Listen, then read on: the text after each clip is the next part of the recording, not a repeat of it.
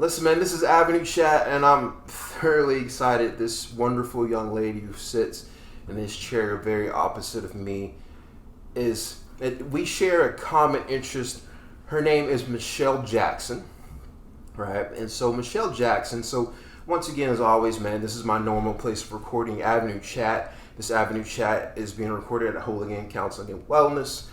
And Michelle has recently joined the roster of providers at Hooligan Counseling and Wellness as an LPC licensed professional counselor provider, along with our other wonderful licensed LPCs. Yes. And Michelle shares a similar background as me in that she transitioned from sound, the world of sound and the world of frequency and all those things. Oh man, I said frequency, I was about to nerd out. I gotta hold back sometimes on my sound nerdiness, man. But Michelle went to the same school for a season as me for sound engineering to get her education. And she went to Media Tech. I used to call it Media Tech Institution, home of the musically insane, right? Michelle transitioned from sound and tech and all those things, quite sound nerdiness, to mental health. Mental health. Yeah. And so it intrigued me, man, and I came up here one day and she was like, look, we share a common interest. And at first I thought it was just Longview because she's from Longview. Are you originally from Longview? Am originally from Longview. Yeah? How old are you, if you don't mind me asking? I'm 39. 39, okay. And you've lived in Longview with the exception of Dallas or Irving? Pretty much. I did one very short stint working on a cruise line after Media Tech for about 6 months. But other than about that 1 year period, always been in Longview. Yeah, that's wild, man. Yeah, my story's a little bit different from where I lived. But yeah, that's another story. I really wanted to talk to you today about what that transition looked like from sound to providing counseling. Because that's a crazy transition. I know my story with that is pretty insane. A lot of mini stories in that big story. Yes. Tell me, what was that for you? Well, I mean, audio for me was pretty much my life since I was 12. My dad owned a sound company. So about the age of 12, I started working for him during summers, and then that just kind of progressed. It's what I did throughout high school, running sound for local bands, churches, whatnot, and then in college kept doing the same, working for my college, my university, doing audio. After I finished my degree, I was like, I still want to keep doing audio, even though I have a degree in business. So I kept working in audio, and it brought me back to Longview, and working at LaTourneau University doing audio, which is where I graduated with my business degree. At that time, my dad was actually still working. He had transitioned from working for himself and having his small business to working at LaTourneau, working in audio, working at the Belcher Center. And I kind of came in there doing media services for the university, and then I ended up working with him at the Belcher Center. He was a technical director. I was the assistant technical director. But during that time, tragedy kind of struck. He was diagnosed with cancer, and he ended up passing from cancer in 2008 while we were working together. Same place. I was working with him every day.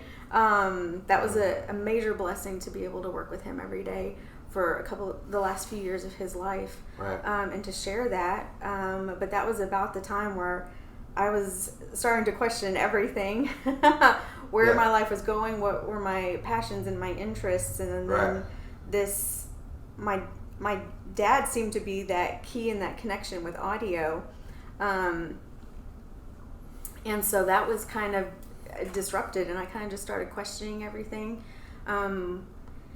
So I ended up leaving LaTourneau and just kind of going out on my own, freelancing, doing audio, and just trying to explore where I wanted life to go, and what was meant for me.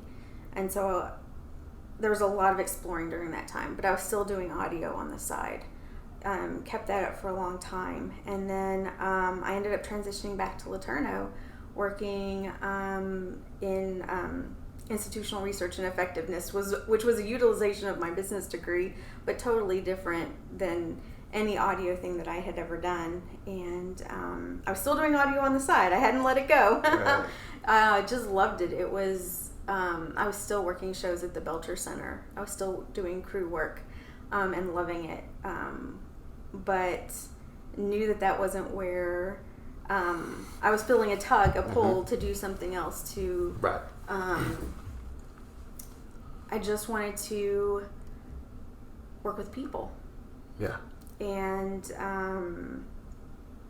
so I always had I was thinking and dreaming and trying to figure out what I was going to do. And so while at LeTourneau, they had kept promoting me, but I hit the point at a university, as you sometimes do, where if you don't have a master's degree, you don't go up any farther. So I was basically told, this is your last promotion without a master's degree. Right. So I was like, all right, let's see what's on the menu at LeTourneau. And I was looking at all the degrees, and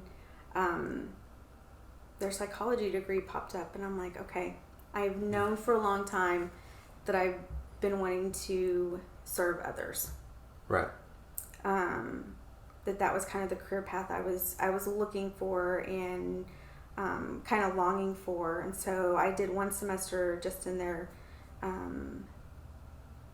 Master of Arts in psychology, and I was like, wait, it's not just psychology. I like I started exploring what counseling was, and I'd known some phenomenal counselors, and I'd always questioned, could I be like them? I had some of that self-doubt going on, and so I was like, after that first semester in that program, I was like, I need to change programs. This is not the right program for me. Counseling is where I'm supposed to be. Right. It just clicked, and it was just, I think, a maneuvering of time and place and circumstance, and some reflection of what my own fears were, because I had, over the last few years, had the idea of counseling pop up. I thought about it, but I always thought, no, I don't know if I could do that. I don't know if I'm right for that. I don't know if I have the right skill set for that. What gave you those doubts or those moments where you were unsure? I think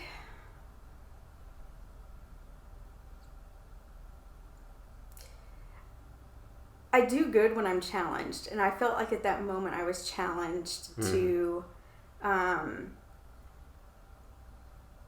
step out. So I almost needed a challenge, and to say no, something external to say no, you can't do this, for me to say, wait, yes, I can. Right. So I think there was some external challenging going on that pushed me to really say, okay, you've been doubting yourself, but the moment that I felt challenged on the outside, I was like, wait, okay, let's really reflect and see. I know I have the skill set to do this. I know that I have the determination to do this. And I can be like these people that I admire that do this type of work. So right. I think it was just a moment of really kind of saying, okay, these are doubts, these are fears, and you've never let your fear stand in the way before, so why are you going to let it stand in the way now? Right. So. Right. Okay. So are you a Lobo, a pirate? What's the other one? What's Spring Hill? Panther? Yeah. Is that right? Okay. Yeah. So I was a pirate up until the 8th grade. Okay. And then I went to a private school. Okay. What private school? East Texas Christian School. Got it. Okay. Okay. Cool. And then to Kilgore College, and then to LeTourneau. Right. Yeah. I did Pine Tree. 10th, 11th, and 12th. Before that, I actually went to Sabine or Liberty City. Yes. Yeah, that was crazy. Yes. Yeah, that was wild. So, do you see perspectives or ideology or things that you use from your sound background into counseling? I'm not sure I've really sat and reflected on that too much. That's actually, it's kind of a big question. It really is, because it's like, I don't think, because it's the same way for me. I don't think I ever really get asked that unless people are aware that that is my background. And people don't know that that's my background until I tell them. They're like, oh, that makes a lot of sense. Right. Yeah. So I had mentioned to you earlier that a friend of mine who is a counselor, and one of those counselors that I really respected and looked to see what a counselor really is and can do. Her husband, who is a friend of mine, was also works a lot in audio, and she had told me, she was like, I really think that people who have that background in audio make wonderful counselors and therapists, because they just think in a way that they see paths that other people don't. I think and visualize in the form of signal path. So I'm always looking for, is there an open signal path, and what's getting in the way, what's broken, what's Nobody knows what's not working. Nobody knows what that is, by the way. But I know what that is. Good. I'm glad you do. I very well know what that is. I think about that a lot whenever I am trying to map out what ideology I want you to consider versus what you are conditioned to at this point in time. It's like, okay, well, your background says this, right? The things that you have been trained with, like your parents gave you this, blah, blah, blah, blah, blah. That's cool. Now let's look at this and add to it. We got to erase some stuff. We got to get here. Some stuff's broken, some stuff's in the way. Man, yeah, you're absolutely right. I think that having that perspective gains a lot. Is there...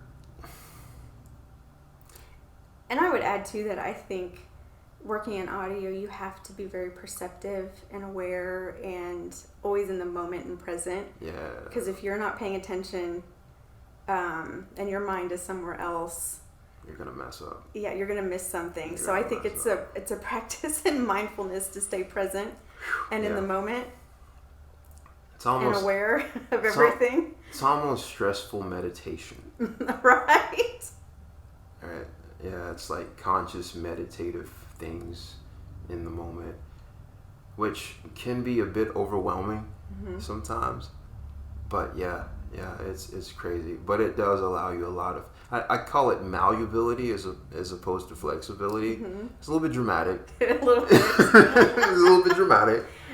But I don't know, sometimes like speaking in dramatic thoughts allows people to understand the severity or the impact of what is really going on. Like for me, it just makes a lot of sense. So I just use the word malleability a whole lot. I don't know. It's kind of crazy. How long have you been counseling?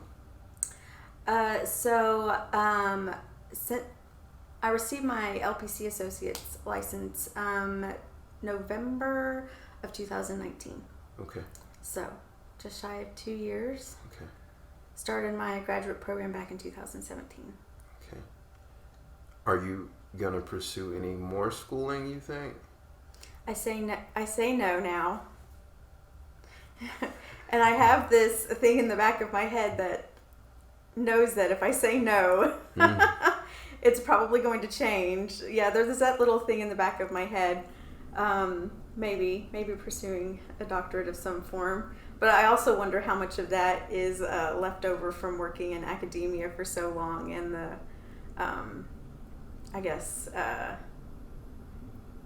feeling of the need to finish that terminal degree. But time will tell.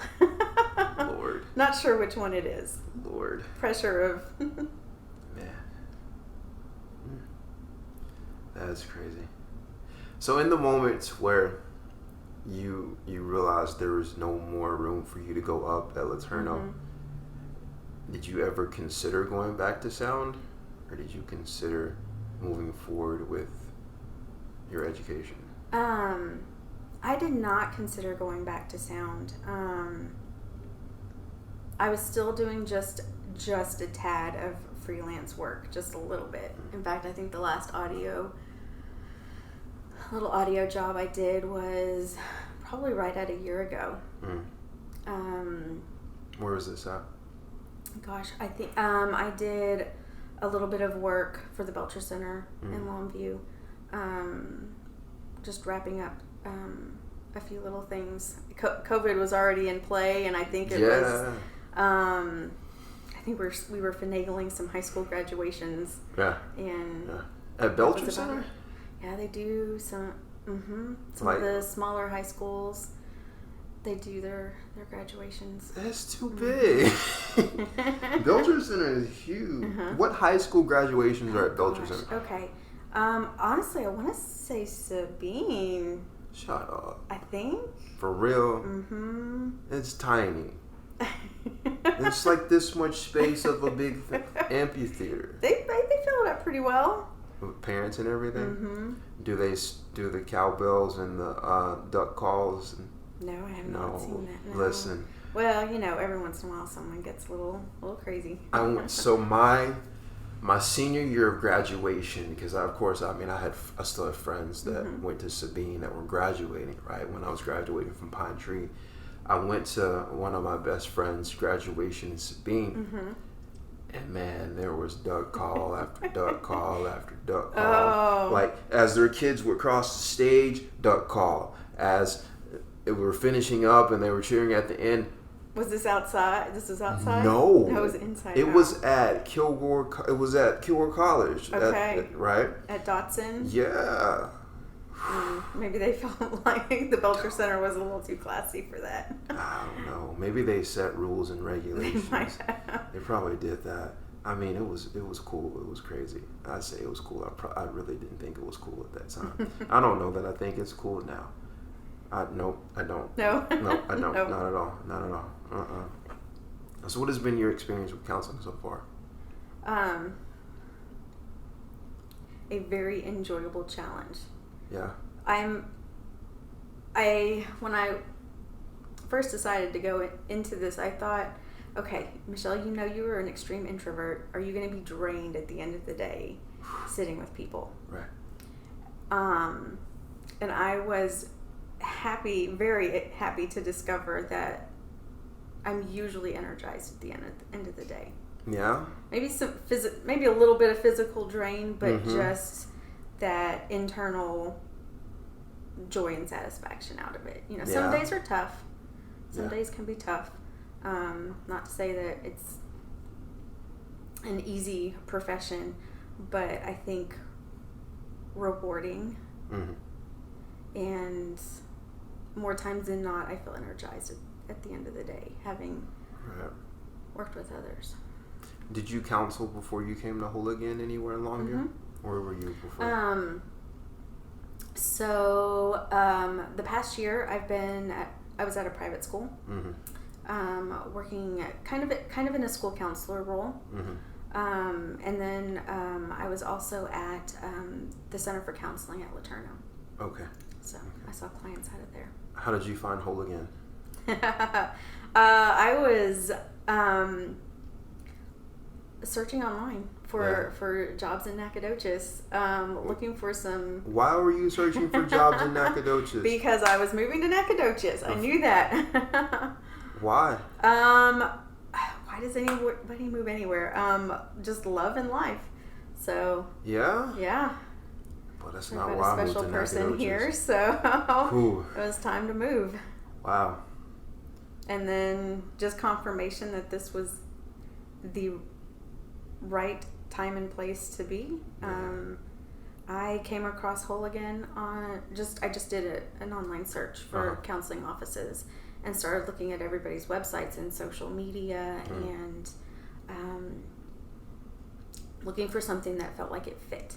Hooligan had social media up enough to where you could see it? Because we had just opened up. Well, we were pretty fresh. Yeah, gosh, and I had been looking since the beginning of the year, kind of keeping an eye on things.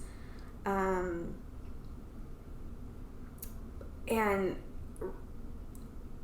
just loved what I saw online. Started following on social media. When it got to the point, So usually with counseling jobs, when you're moving into an area, you don't usually find a whole lot of job postings. No. You really have to. There's a lot of digging. Cold call and email and ask around to see if you have any connections in the area. Yeah, it usually helps to have connections. Yeah. If you don't have connections, it gets really hard. Mm-hmm. It's really hard, and there's a double-edged sword with that, man. Because it's like you have to have lived in counseling for a little bit to build connections, but if you don't have connections, it gets hard to find jobs. Right. Well, I had known several people who came through the program at SFA, so I was asking them. But really here, I was looking on the website. I noticed that Ginger graduated from LeTourneau as well. That too. And so I saw she had an open house coming up. So I was actually in town to interview somewhere else. and I came to the open house thinking, oh, they're way too new to need another clinician. And we started talking, and she's like, wait, are you moving here, and do you need a job? I was like, yes, I do. Just did not think to even ask, because I felt like it was, but the fact that they were already full and everybody in this area has a wait list, right? It just all fell into place after that. That's cool, man. That's cool. Yeah, Hooligan is it's crazy, man. It sits in a place where it advocates for counseling in a way that is very unique, especially to be in East Texas. It's very genuine, right? Like I don't know what counseling place that you know of that has yoga and has massage therapists and has someone coming and talk about nutrition, aka I don't know what counseling services doesn't go with the subscription of a pill or send you out with a note where you have the opportunity to get a pill. I think that's cool. I think that was one of the most amazing things about Whole Again is that happens, and advocated for. I love that. And I don't know how you feel about Whole Again, if you're drawn to that at all. I was, when I started reading her approach on how everyone does things here, I was like, yes. Right. Like, yes, this is how it needs to be done. Right. This is taking care of the whole person. This is not trying to give one little solution or cover one little aspect of life or struggle. It's just kind of enveloping you as a whole person and saying, we're gonna look at every area. We're going to support you in every area. Right. Yeah. Yeah, you don't get that much. And I will say this, I had the strangest thing happen a few weeks ago in Longview. I was in for a hair appointment with my stylist. I was telling her about my life changes, where I was going, where I got a job. I did not mention the name of this place. And she's like, so I'm telling her about the approach and what all we do here. And she's like, wait, what's the name of this place? And I said, Whole Again Counseling and Wellness. She's like, no way. I just started following them on Facebook. She lives in actually I think she lives north of Longview, so she is a good hour and a half away. Yeah. And she's like, I loved what they did. I wish they were here and closer. She even said, I think it's worth the drive. Right. Yeah. Every time I say Whole Again to someone, I say it quickly enough to where they think I'm saying hooligan. The look on their face. Yeah, it's a funny a very confused look, maybe. But then it turns into a opening point to where we have conversations about Whole Again, and I explain it to them, and they're like, bro, I gotta go check that out. I'm like, yeah, you do. You want me to give you a tour? They're like, yes, when can we do a tour? Yes. I'm like, I'm open right now. It's like, well, let's go. So I give several tours like that surrounding Whole Again, and I think that I just kind of use that as a point of conversation, and it's cool. But yeah. No, man, I love being here at Whole Again. It's fantastic for sure. Yeah, it's definitely has felt like family and just a sense of peace and So did you have, growing up, was there any mental health that you went through, mental health from like any of your family went through?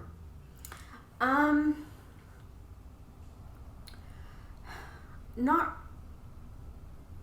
in my immediate family. I had, we knew that my grandmother had mental health struggles. Yeah. Kind of in the middle of her life. I really wasn't around to see any of that. It's just something we kind of knew as a family. That was not something we saw in my immediate family. However, my family did experience quite a bit of loss. Between 10 and 15 years ago. And I look back at that time and wish that I had taken the steps to seek out, a grief group or counseling. I think it would have helped me in that time of my life because I just kind of struggled through it. Yeah. Not knowing how to grieve. Right. So I didn't see things firsthand.